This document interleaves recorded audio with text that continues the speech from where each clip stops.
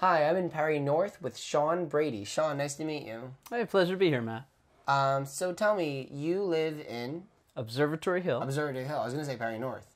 Well, it's part of Perry North, but Yeah. this is the part that's right around Riverview Park. Okay, cool. Yeah. And so we're outside Riverview Park, and you deal a lot with green spaces. Absolutely. On a lot of levels. You know, I work in the conservation field. I run the Hollow Oak Land Trust.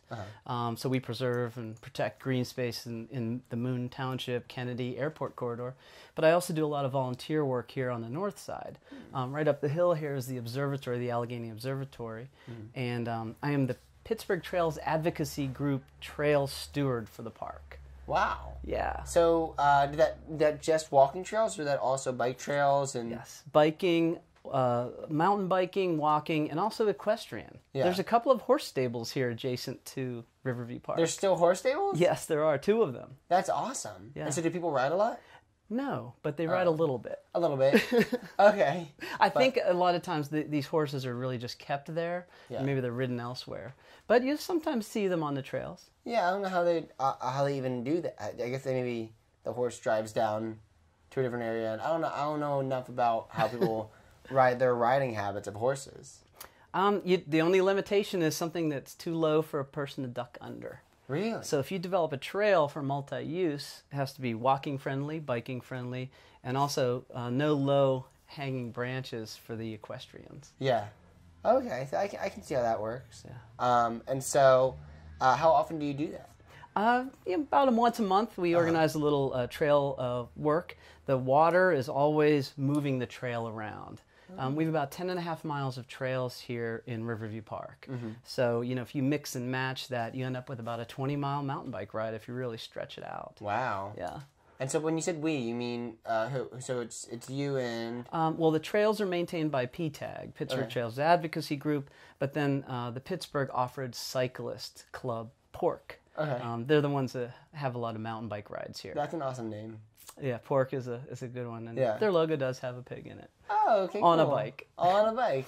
That's awesome. My wife and I, Robin and I live nearby, and we'll host trips for Venture Outdoors as well. Oh, right. So we'll lead hikes in the park, and then maybe go back to our place for food and beverages afterward. Yeah. Yeah. Yeah, we spoke to a couple people from Venture Outdoors, and they were pretty awesome. Yeah, it's a great organization. Gets a lot of people outside. They get the kayaks onto the rivers. You know, really transforming what the city is how it's perceived, I think. Yeah, and I guess on that topic of transforming the city, how has the city transformed? How long have you been in the city to experience transformation? What's it like? Well, I tell people I've paid city taxes my entire adult life. Yeah. So I'm over it. Yeah. And I always find it's worth every penny. It's a great quality of life to live in the city of Pittsburgh. Yeah. You're always going to be close to a huge park. Yeah. Probably a lot of small parks, close to rivers, close to all the cultural events. So you know, I've seen it change during my lifetime. I'm a big fisherman. My dad and I fished, you know, when I was a kid, and saw different species kind of reestablishing themselves in Pittsburgh as the rivers cleaned up. And you know, I worked at Venture Outdoors actually for 9 years. Yeah. And so we watched as people stopped thinking of outdoor activities as something only for like the young athletic types, something that anybody can do. Yeah. A big part of that was the riverfront trails. Yeah. You know, as you see these trails connecting the different neighborhoods and amenities, people's perceptions change. Do you fish around here? Absolutely. Where can you fish around here? Anywhere there's water. Yeah, there's I mean, Venture Outdoors has caught 30 different species of fish right in downtown Pittsburgh. Different species. In downtown? Right in downtown. Wow. Yes, yeah, so the rivers here are just full of fish. And you can eat them, I guess. Yeah, you can eat them. Yeah, there's certain limitations of how much and how often. But yeah, you definitely can eat them. I mean, you realize Pittsburgh now has nesting bald eagles on all 3 rivers. Really? Yeah. I knew there was falcons downtown, I think. Downtown and in Pitt, at Pitt. But now we have 3 bald eagle nests. One on the Allegheny River in Harmarville, one on the Monongahela River, just off the Great Allegheny Passage in Hayes, and one down near Moon. Yeah. Yeah. But none around here yet. In downtown, they'll pass through here to fish. Okay. Yeah. Well, but none in Observatory Hill. The nest? No nests here. Not yet. Not yet. Yeah, until they find it. I mean, this is the highest point in the city, right? Yeah, actually, right over in Garvin is the second highest point in Allegheny County. Wow. Yeah, so I'm a biker. I bike to work. Yeah. Boy, it'll get you into shape, boy. And the views are spectacular. The views are wonderful, amazing. Yeah, you can see the South Hills from some places here. Yeah. How do you handle the hills when you're biking? Slowly. Yeah. Yeah. Yeah. You just gradually train your body to ride uphill.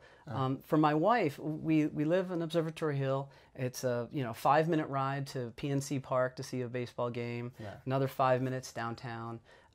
For a while, she was really reluctant because a lot of the streets were really broken up. Yeah. Potholes. So as soon as some of these streets got paved, then she became willing to ride to and fro events. Yeah. And that's really a big issue here. There's a couple of streets on the north side that are just like lunarscapes. Yeah.